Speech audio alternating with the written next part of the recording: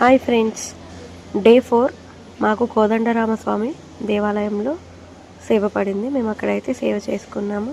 చాలా అంటే చాలా బాగా దర్శనం కూడా చేసుకున్నాము.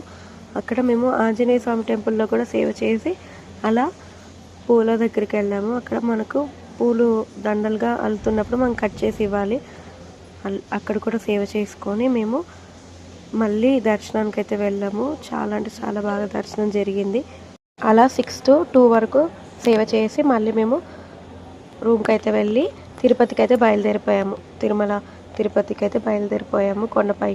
కొండపైకి రాగానే మాకు కాజు సేవకైతే వేశారు. 8 to 12 కాజు సేవ చేసుకొని ఇలా 4 days సేవ అయితే కంప్లీట్ చేసుకున్నాము. ఇక్కడ తిరుపతి వాతావరణం అయితే మంచుతో కూడిన వర్షము చాలా అంటే చాలా బాగుంది. మార్నింగ్ కూడా అలాగే ఉంది. అలా మేము మార్నింగ్ లేచి వెంగమాంబకి వెళ్ళేసి అయితే భోంచేసి ఈరోజు మళ్ళీ సేవకి వెళ్తాము. ఆ వీడియో మళ్ళీ పెడతాము.